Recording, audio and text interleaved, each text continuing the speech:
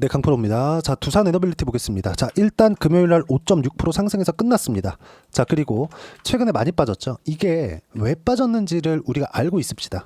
일단 체코 원전 관련돼서 이야기를 드리겠습니다. 자, 내용 보면 체코 원전 잡은 대우건설 글로벌 시장 정조준 해외 확장을 가속화하겠다. 자, 근데 대우건설 주가 한번 보여드릴게요. 이렇습니다. 꼬라지가 이래요. 7월 달에 뭐가 있었죠? 체코 원전에 대한 그쵸, 첫 번째 발표가 있었죠. 근데 어떻게 됐나요? 올랐다가 빠졌습니다. 이때 두산에너빌리티도 마찬가지예요. 이때 제가 매매한 내용을 오픈해서 이야기를 드릴게요. 여기 보시면 ABL 바이오인데 이건 뭐 다른 종목이긴 하지만 어떻습니까? 최근에 시장이 폭락하고 있는 상황 속에서도 23%대 수익 구간 만들어냈고 50% 물량이 남아 있습니다. 이미 그 부분은 50% 이상의 수익 구간을 넘어갔어요. 자, 그러면 두산 에너빌리티 보자고요.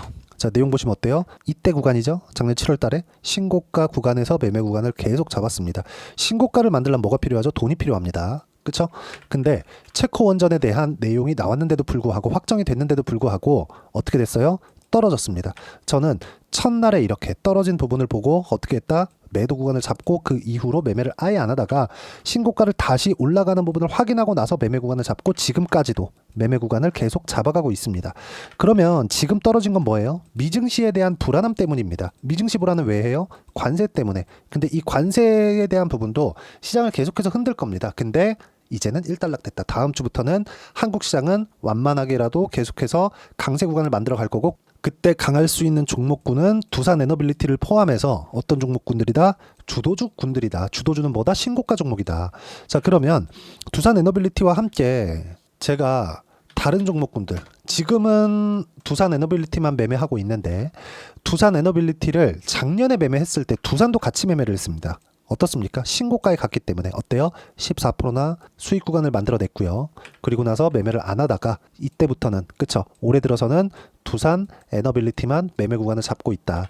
이 구간에서 대우건설 같은 거 그쵸? 제가 매매를 안 했죠. 대우건설 딱 쳐서 보면 안 했습니다. 왜 안 했을까요? 신고가를 가지 않았기 때문에. 그렇죠? 신고가를 가는 데는 거래가 필요하고 지금 체코 본계약에 대한 문서를 작성하고 있다는 내용이 나왔는데도 불구하고 아직까지 고가를 올라가기 위한 돈을 시장에서 인정해주지 않고 있다. 금요일날 거래대금 20억밖에 안 돼요. 근데 두산 에너빌리티는 어때요? 두산 에너빌리티 그렇죠? 거래대금 1,600억 이것도 적습니다. 신고가를 갈 때 거래대금은 어때요? 그렇죠? 1조 이상이 돼요. 그럼 여기서 우리가 볼 수 있는 부분은 뭐예요? 시장에서 인정해 주는 건 두산 에너빌리티다. 그러면 두산 에너빌리티가 체코 계약으로 인해서 이런 시세를 내왔던 것일까? 이런 엄청난 거래 대금을 만들어 왔던 것일까? 그게 아닙니다. 미국과의 연동성이 있어야 돼요. 그 부분은 어떻게 우리가 봐야 되느냐? 볼게요. 미국과의 연동성, 즉 원전이 필요한 이유에 대해서 우리가 생각을 해보자는 겁니다. AI예요. AI. AI는 GPU가 필수적으로 필요합니다. 그럼 GPU가 필요한 부분은 데이터 센터를 많이 짓겠다는 거죠. 데이터 센터에는 뭐가 필요해요? 에너지가 필요합니다. 그럼 그 막대한 에너지를 감당하다 보니까 미국에서 전기 부족 사태가 일어나기 시작했고 이런 부분에 대한 해결책은 바이든 때는 원전만을 밀었었고요. 트럼프 때는 원전과 함께 석탄을 계속해서 떼야 된다. 검은 황금 이거 왜 안 써? 기후위기는 사기야. 이게 진짜든 아니든 간에 어쨌든 간에 원전은 계속 포함되어 있을 수밖에 없다. 가장 싼 에너지는 원전입니다. 그렇기 때문에 여기 신고가 구간이 다시 나왔었던 거고 거래 대금을 보더라도 이달 당시에 2월 14일 날 이 당시에 1조 5천억 원의 거래 대금을 터뜨리면서 올라갔었던 이유도 이것 때문에 그렇습니다. 자, 그러면 두산 에너빌리티에 대한 실적이 지금 좋으냐? 그리고 앞으로 SMR 관련된 매출 인식이 지금 되고 있느냐? 그렇진 않아요. 이렇게만 보면 매년 1조 원 이상의 이익을 남기는 것 같죠. 그럼 별도의 이익으로 보면 실적으로 보면 어떻습니까? 여기 별로 안 좋죠. 그러면 이런 부분들이 왜 발생할까요? 그걸 생각해 보자는 겁니다. 두산 밥켓에 대한 실적이 빠진 게 별도 실적입니다. 그렇죠? 재무제표를 별도로 돌려서 보면 두산 밥켓의 실적이 빠져요. 그럼 성장은 하고 있지만 시가총액 10조 원 가까운 시가총액 보세요. 그렇죠. 지금 떨어졌으니까 한 14조 원 되는데 고가까지 올라갔을 때는 20조 원 넘어갑니다. 그러면 당연히 두산 에너빌리티는 어때요? 고평가 종목이다. 그러면 고평가를 왜 받고 있어요? 앞으로 좋아질 수밖에 없으니까. 뭐 때문에? SMR 때문에. 체코 원전에 대한 부분은 주가에 그렇게 큰 영향을 주지 않습니다. 그럼 최근에 이렇게 목요일과 금요일, 목요일 날 한 7% 정도 상승 구간이 나왔고요. 금요일 날에도 어때요? 6% 상승 구간이 나왔는데 저는 매수 구간 잡은 게 아까 전에 제가 보여드렸죠? 목요일 날 잡았습니다. 수요일 날 무슨 일이 있었어요? 미증시의 폭등. 자, 그러면 아까 전에 제가 두산 에너빌리티가 강한 이유, 강한 움직임을 보일 것이라는 그 이유 뭐라 그랬죠? 선반영되고 있다. 어떤 부분에? SMR에. 그렇죠? 자, 그러면 나스닥은 어떻게 되는 거예요? 지금 엄청나게 빠졌습니다. 고가 대비 저가 폭이 어때요? 26%예요. 나스닥이 20% 이상 빠졌다? 경기 침체, 최소한 경기 둔화에 대한 선반영이 되고 있다는 겁니다. 근데 아직까지 경기 침체나 경기 둔화는 오지 않았죠. 그럼 여기서 우리가 볼 수 있는 부분은 뭐예요? 나스닥도 선반영을 받는다. 그럼 나스닥에 포함되어 있는 주식들이 뭐가 있어요? 우리가 이름만 대면 알만한 기업들, 애플, 테슬라, 엔비디아, 마이크로소프트, 아마존, 그리고 많이 보실 텐데 넷플릭스, 이런 기업들입니다. 그러면 이런 기업들이 지금 엄청나게 많이 빠졌다는 거죠. 엔비디아도 고가 대비해서 막 30%, 40% 이렇게 빠졌습니다. 이런 부분들이 왜 나와요? 미국 시장이 경기 침체나 경기 둔화 구간으로 빠질 수 있기 때문에, 뭐 관세 때문에. 근데 이 관세가 트럼프 하는 짓을 보면 계속해서 이야기를 할 것 같죠. 이번 주를 기점으로 다 끝났습니다. 왜? 채권 금리 때문에 그래요. 자, 내용을 한번 보여드리면 이 내용인데 어때요? 지금 4.5%입니다. 근데 지난주까지는 시장이 빠질 때마다 어떻게 됐어요? 채권 금리가 계속 내려왔죠. 그러면 이건 관세로 인해서 미국의 경기가 안 좋아질 거야. 이렇게 된 겁니다. 근데 트럼프가 텍스컷, 세금까지 줄이겠대요. 아니, 경기가 안 좋아지면 세수가 주는데 세금까지 줄이면 어떻게 해? 채권 더 발행해야 되겠네. 채권 금리가 올라가기 시작해요. 근데 이 올라가고 나서 보니까 어떤 부분이 발생한다? 미국은 지금 재정 적자를 보고 있잖아요. 근데 미국이 재정 적자를 보고 있는 이유는 기축통화국이기 때문에 그렇거든요. 그렇다 보니까 이걸 해소하겠다고 나섰는데 전 트럼프가 이거에 대한 대안이 있을 거라고 생각했거든요. 근데 그런 대안이 없어요. 채권 금리가 올라가니까 두 손 두 발 다 불었어요. 이게 지금 결과입니다. 물론 앞으로 시장에 대한 변동성은 계속해서 클 겁니다. 하지만 여기 3월 달이나 4월 초에 나왔었던 폭락 구간은 더 이상 나오지 않는다. 물론 지금부터 시작해가지고 어떻게 돼요? 여기 뭐 18,000 이상 그리고 62평 이상 올라가잖아요. 나스닥이 또 떨어집니다. 왜? 생각해보세요. 관세에 대한 유예 기간을 두기는 했지만 이 구간에 뭔가 기업들, 미국에 있는 기업들도 관세 발효 전에 사재기를 하고 이런 부분들이 있겠죠. 이런 부분들에 대한 소진 여부, 그리고 지금 미국 소비 심리가 최악입니다. 이게 딱 트럼프 딱 2달 만에 만들어낸 일이에요. 그냥 미국은 소비 국가거든요. 근데 소비를 하기 위해선 성장을 해야 됩니다. 성장 어디서 해요? 기업이 합니다. 그러면 기업이 둔화될 수 있는 상황을 만들어야겠어요? 예를 들어서 우리가 이렇게 생각해 볼게요. 내가 100을 버는데 부채가 100이 있습니다. 이게 문제 되나요? 짜증나지. 근데 망하진 않아요. 그쵸? 왜?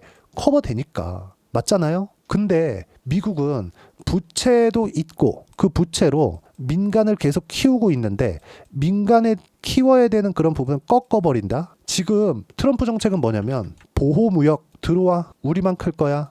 오케이, 누구나 그러고 싶을 겁니다. 근데 한번 생각을 해보자고요. 지금 크기 위해서는 가격 경쟁력을 가지고 항상 높은 기술력의 투자를 지속적으로 해와야 되는데 지금 트럼프는 어떻게 한다? 딱 가다 놓고 야, 너넨 크지 마. 나만 클 거야? 아니면 요것만 유지할 거야? 방어를 하고 있죠. 이게 되겠냐고요. 안 됩니다. 이거 절대 안 됩니다. 그런 부분들이 어디서 나왔어요? 채권 금리에서 반응을 한 거다. 트럼프는 더 이상 쓸 수 있는 카드가 없다. 물론 관세를 앞으로 뭐 다 폐지될 거야, 안 할 거야, 이건 아닙니다.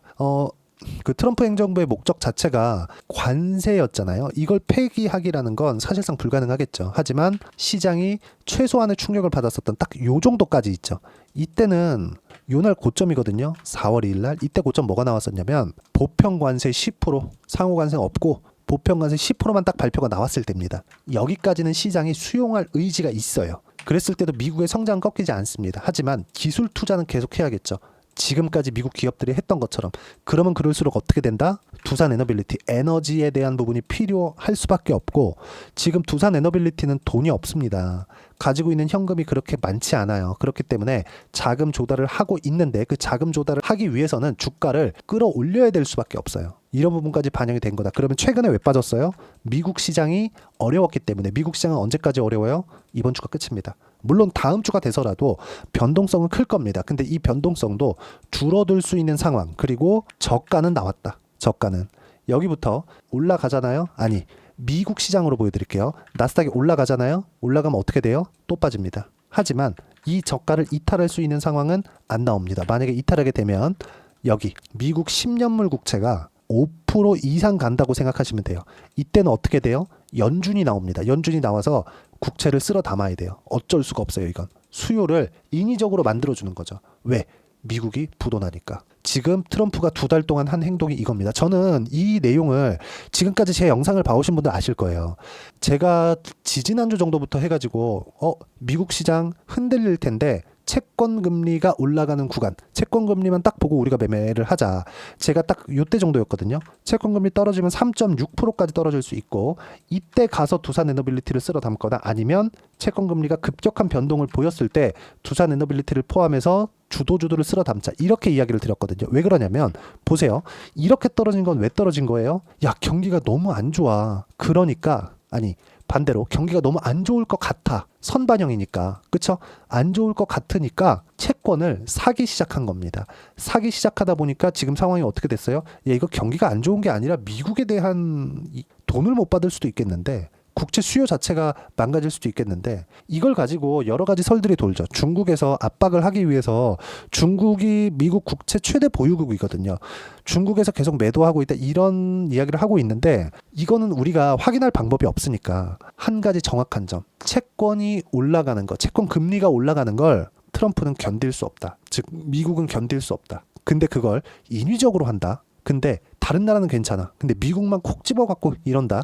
어떻게 해요? 트럼프 정책이 틀렸다는 거죠. 물론 이걸 인정하지 않을 겁니다. 하지만 트럼프가 약점을 드러냈다는 점. 그 약점 뭐였어요? 중국 빼고, 그쵸? 중국 빼고 어떻게 했어요? 다른 나라들은 90일주에 이거 더 늘어날 겁니다. 그러면 시장은 최악의 상황을 봤기 때문에 한국 시장에서 주도주들이 가장 빠르게 반등을 한 겁니다. 자, 많이 빠졌으니까 삼성전자 사자. 어떻게 돼요? 삼성전자 아직 반등 안 나왔습니다. 왜? 추세가 살아있지 않기 때문에. 하이닉스 볼까요? 삼성전자보다 하이닉스가 더 강하죠. 근데 삼성전자의 움직임이 동반되지 않는 다음에는 하이닉스의 주가는 올라가지 않습니다. 그 부분엔 제가 계속해서 강조를 드렸죠. 삼성전자가 올라가기 위해서 여기서 살 수 있거든요. 근데 삼성전자가 올라가기 위해서는 뭐가 나와요? 하이닉스가 올라가줘야 된다. 하이닉스가 올라가기 위해서는 미증시가 안정 구간에 들어가야 된다. 이건 100% 필수입니다. 그러면 미증시가 안정 구간에 들어가고 하이닉스가 올라간다. 더 많이 올라가는 건 어디예요? 두산 에너빌리티. 왜? 추세를 유지하고 있었으니까. 예를 들어서 그래요. 신고가 종목군들이 강할 수밖에 없는 이유가 이쪽 구간 거래 많이 터졌죠. 누가 들어와요? 세력들이. 개미가 들어오는 것만으로 3거래일 연속 1조 원 이상의, 한국 시장에서 이런 1조 원 이상의 거래는 진짜 엄청난 건데, 이런 정도의 거래 대금을 일으킬 수 있어요? 절대로 불가능하다. 이 부분에 대해서 제가 계속 강조를 드렸잖아요. 그리고 시장이 이렇게 어려울 때 ABL 바이오나 이런 종목군들 보세요. 어때요? 굉장히 큰 폭으로 강세를 보였죠. 뭐예요? 신고가 종목군들. 이런 내용들을 두산 에너빌리티의 실시간 타점과 함께 제가 여기 소통방에서 무료로 공유를 해드리고 있습니다. ABL 바이오도 제가 신고가 확인하고 나서 매매 구간을 여기서 잡아드렸고요. 그리고 4월 8일 날 이익 실현한 결과, 그쵸, 50%만큼만 털었거든요. 근데 20%대 수익 구간 만들어냈습니다. 아까 전에 제가 보여드렸죠. 그리고 여기 토요일 날에도 어때요? 4월 12일. 자, 금요일 날 코스닥 강세, 주도주 강세, 바이오 등 있고요. 코스피 약세 이후 미증시 안정화가 없었기 때문이다. 그래도 폭락은 끝났다. 그리고 미증시도 지금 올라가고 있고, 오늘 많이 올라가면 한 3% 정도까지도 올라갈 수 있을 거라고 판단을 합니다. 2%까지는 웬만하면 간다고 보시면 돼요. 미증시도 폭락 구간은 끝났다. 그렇기 때문에 한국 시장에서 두산 에너빌리티를 포함한 강세 종목군들, 주도주들이 움직일 수밖에 없는 환경이 조성이 됐고, 다음 주부터 바로 적용이 될 거고, 소통방에서 제가 계속 무료로 공유를 해드리고 있습니다. 4월 11일 날 하나오션 매수해서 수익 구간 또 들어갔고요. 그리고 쭉 올라가면 4월 10일 날 두산 에너빌리티 확인하고 매수했죠. 요 날이에요. 요 날 4월 10일 날 시가에 그냥 바로 들어갔습니다. 21,600원. 지금 얼마예요? 23,400원. 애초에 가지고 있었는데 제가 매수한 것보다 조금 낮거나 비슷한 가격대 또 산 겁니다. 왜? 시장이 무너졌기 때문에 시장이 아예 그냥 미국 부도 나면 두산에너빌리티 더 내리겠죠. 근데 미국 부도 나면 어떻게 돼요? 연준이 들어옵니다. 그럼 더 매도할 필요가 없다는 거죠. 추세를 미국 시장은 망가졌는데 종목의 추세를 유지한다? 미국 시장보다 강한 종목을 가지고 있는 거잖아요. 그 부분에 대해서 이야기를 드리고 있는 거고 그 내용에 대한 부분 소통방에서 무료로 공유를 해드리고 있으니까 구독과 좋아요 눌러주시고요. 댓글 하나씩 달아주시면 무료 입장 가능하고요. 입장 링크를 공유해드리기 위해서 010-8713-1916으로 구독이라고 문자 보내주시면 소통방 입장 링크 무료로 공유를 해드리도록 하겠습니다. 자, 그러면 소통방에서 진행하는 내용을 그대로 따라왔을 때 우리가 어느 정도까지 수익 구간을 만들어낼 수 있는지 그 부분은요. 여기 실제 거래한 내용을 가지고 간단하게 이야기 드릴게요. 두산에너빌리티 신고가 구간에서 매매했고 반등 확인하자마자 매수 구간 잡았죠. 뭐 다른 종목을 보더라도 알테오젠이나 이런 종목입니다. 어떻습니까? 신고가 계속 매매 구간 잡았죠. 그런 결과 어때요? 30%대 수익 구간. 지금도 매수 구간 또 잡았죠. 자, 그리고 알테오젠과 함께 추세를 유지했었던 바이오 ABL 바이오입니다. ABL 바이오 같은 경우에도 어때요? 제가 매수 구간을 신고가 확인하고 매수 구간 잡은 결과 23% 이번 주에 나온 거고요. 50% 그쵸? 여기 쭉 보시면 50%만큼만 매도를 했기 때문에 어때요? 나머지 물량은 50% 이상 수익 구간에 있습니다. 이런 부분들을 소통방에서 무료로 공유를 해드리고 있으니까 구독과 좋아요 눌러주시면 무료 입장 가능하고요. 입장 링크는 010-8713-1916으로 구독이라고 문자 보내주시면 소통방 입장 링크 순차적으로 공유를 해드리도록 하겠습니다. 자, 그러면 이렇게 가격대를 잡고 매매하기 위해서 나는 어떤 이해를 해야 될까? 그 이론적인 부분은 여기 두산에너빌리티의 단기 보유 전략. 단기는 2주입니다.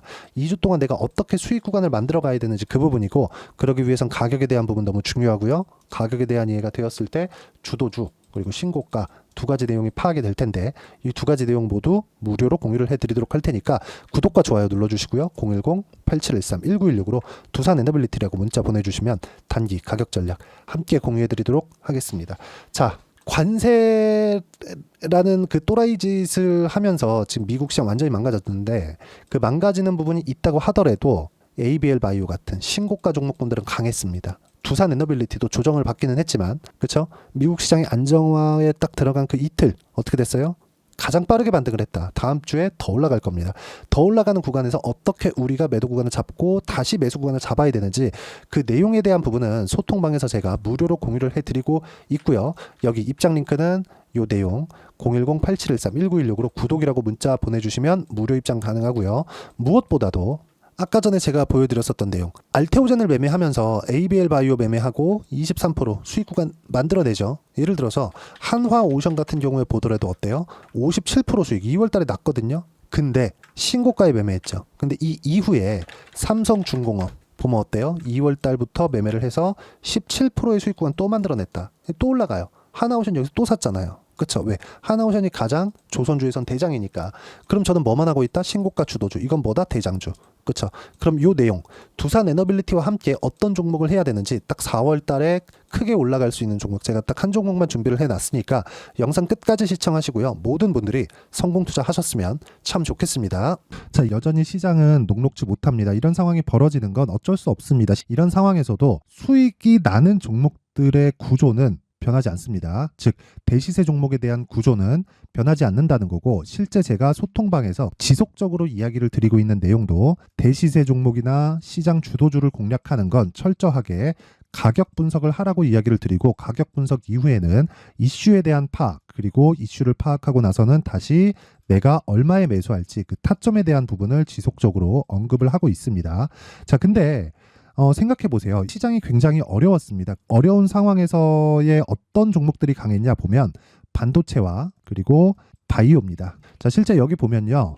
HLB에 제가 실제 매매한 내용을 띄워놓고 보여드리고 있는데 1월 22일부터 매매를 시작해서 4일 동안 31%의 수익 마감이 됐고요. 그리고 여전히 신고가 종목입니다. 자, 그리고 그 다음 어보브 반도체 이름을 보시다시피 반도체 종목이죠. 그리고 AI 반도체는 지속적으로 강세를 보이고 있습니다. 이 종목도 신고가를 먼저 달성한 이후에 제가 21%의 단기간에 21%의 큰 수익을 내고 마감이 됐습니다. 다시 재공략을 준비하고 있고 이런 부분은 소통방에서 다 공유를 해드립니다. 자, 그리고 코세스. 자, 코세스 같은 종목 종목도 당연히 그쵸 신고가 종목이고요. 그리고 반도체 종목입니다. 이 종목도 영업일 기준에서 이틀 동안 대략 한 15%의 수익 마감이 됐습니다. 내용을 한번 보시면 어떻습니까? HLB를 포함해서 뭐 30%, 20%, 뭐 15% 이런 식의 수익이 지속적으로 발생하고 있는데 이 세 종목 모두 다 신고가 종목이고 1월 달에 시장이 약세를 보이고 있는 구간에서도 강했었던 그런 종목입니다. 특징점이 하나 있는데 그 이슈에 앞서서 가격이 먼저 반영했다는 거죠. 그렇게 제가 가격을 먼저 보고 이슈에 대해서 파악하는 이유는 결과적으로는 큰 시세를 먹기 위한 사전 준비 작업입니다. 실제로 큰 시세를 먹기 위해서 사전 준비 작업을 했을 때 여기 레인보우 로보틱스 127% 그리고 ISC 98% 그리고 한미반도체 97%의 큰 수익을 내는 상황을 만들 수 있습니다. 어떤 식으로 소통방에서 진행됐는지 그쵸 그 상황을 제가 이야기를 드린 건데 이런 상황도요 당연히 신고가를 공략했을 때 가능한 겁니다. 자 그러면 이번에도 마찬가지입니다. 그쵸 정부 주도의 코리아 디스카운트 해소 방안이 2월 달에 발표를 하고요. 그리고 2월 달에 발표된 내용을 토대로 주가가 움직이는 게 아니라 이미 움직인 내용이 있죠. 실제 이 내용은